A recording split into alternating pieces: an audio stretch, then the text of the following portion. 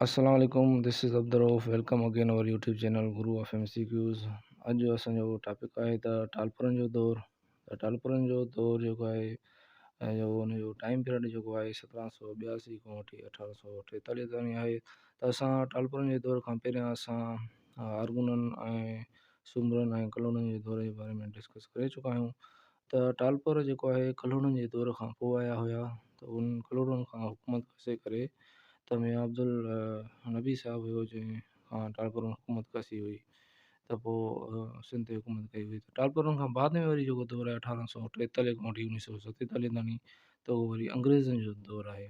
त अॼु असां टालपुरनि जो दौरु पढ़ंदासीं ऐं नेक्स्ट लेक्चर में असां अंग्रेज़नि जे दौर खे ॾिसंदासीं। छाकाणि त हीअ जेको आहे दौर जेके आहिनि इम्पोर्टेंट आहिनि, छाकाणि त हिन मां को बि क्वेश्चन अची सघे थो।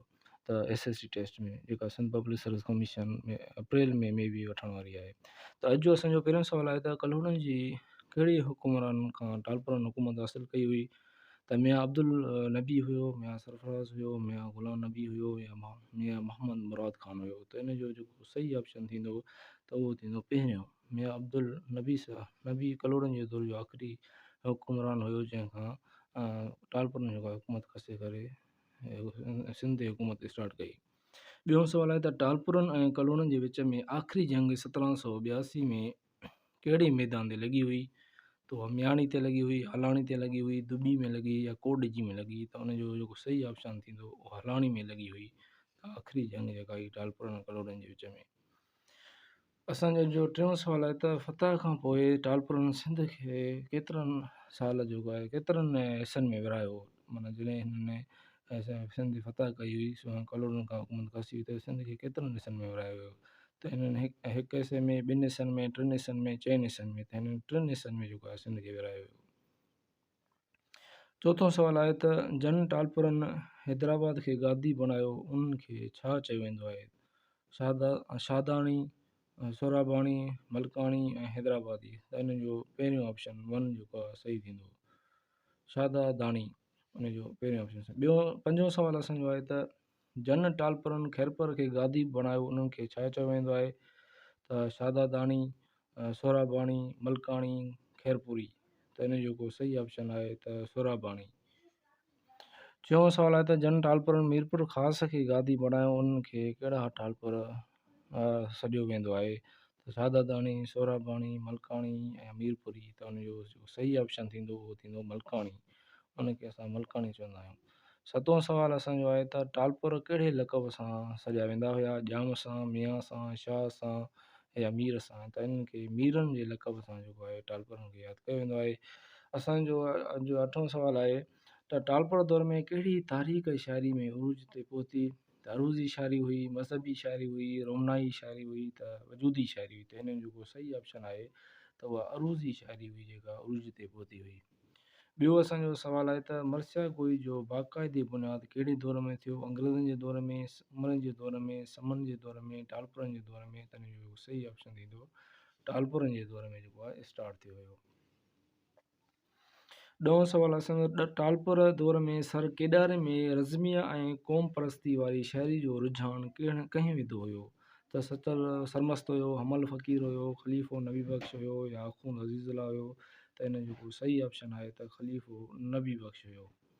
असांजो 11हों सुवालु आहे त टालपुर दौर में कहिड़े मशहूरु शाइर मंज़ूम सफ़रनामो ईरान ऐं इराक़ जो लिखियो आहे। त मखदूम अब्दुल्ला आहे, सैयद साबित अली शाह आहे, नानक यूसुफ आहे, अख़ून अज़ीज़ुल्लाह आहे। त हिन जो सही जवाबु आहे सैयद साबित अली शाह आहे।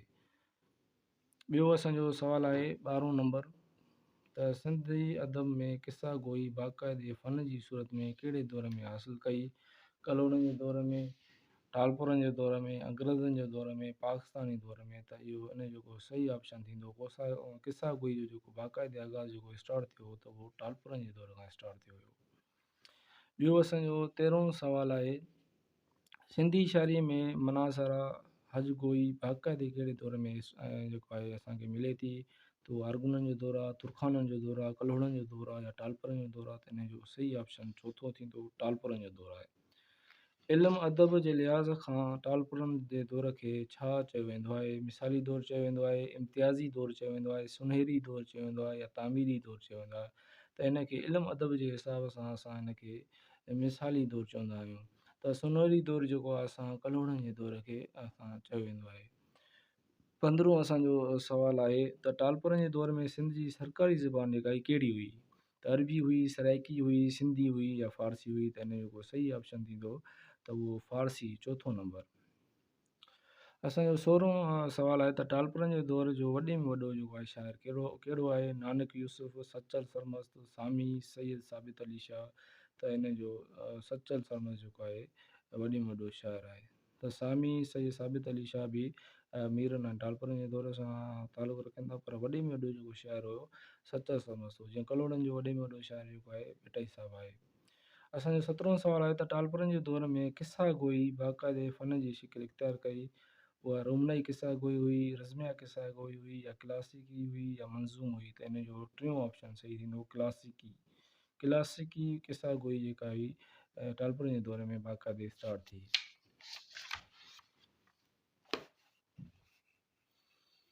ॿियो असांजो 18 सुवालु आहे त टालपुरनि जे दौर में मरसीअ जो वॾे में वॾो जेको शाइर हुआ कंहिंखे चवंदा आहियूं? हमल फ़क़ीर खे, नानक यूसुफ खे, सैयद साबित अली शाह खे, या सामी खे? त इन जो सही ऑप्शन थींदो उहो सैयद साबित अली शाह खे असां मरसीअ जो बादशाह बि चयो वेंदो आहे।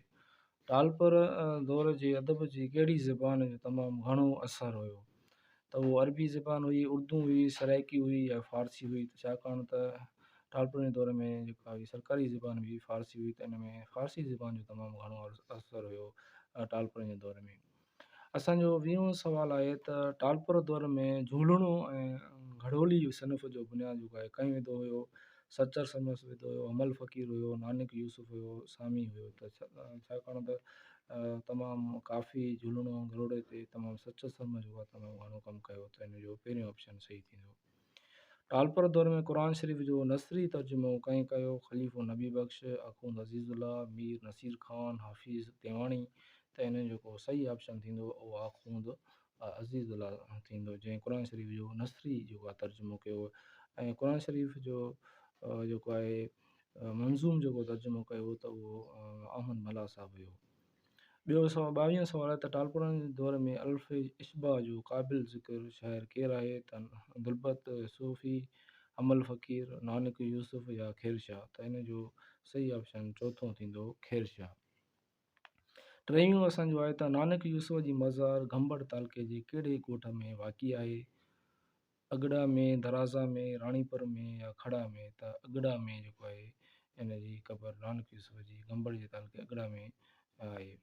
ॿियो 24 सुवालु आहे त सूफ़ी दलपत जो तालुको कहिड़े दौर सां हुयो? त टालपुरनि जो दौरु, कलोड़नि जो दौरु, अंग्रेज़नि जो दौरु, या अरगुननि जे दौर सां? त हिन जो जेको तालुको हुयो टालपुरनि जे दौर सां तालुको रखंदो हुयो। ॿियो 25 सुवालु आहे त सैयद ख़ैर शाह शाइरीअ में कहिड़ो तख़लुस इस्तेमालु कंदो हुयो? त ग़रीब, मिसकीन, सकीलदो, या परदेसी? त हिन जो सही जवाबु आहे त परदेसी जेको आहे उहो लक़ब पंहिंजी शाइरी में तख़लुस कमु आंदो सैयद ख़ैर शाह साहिबु।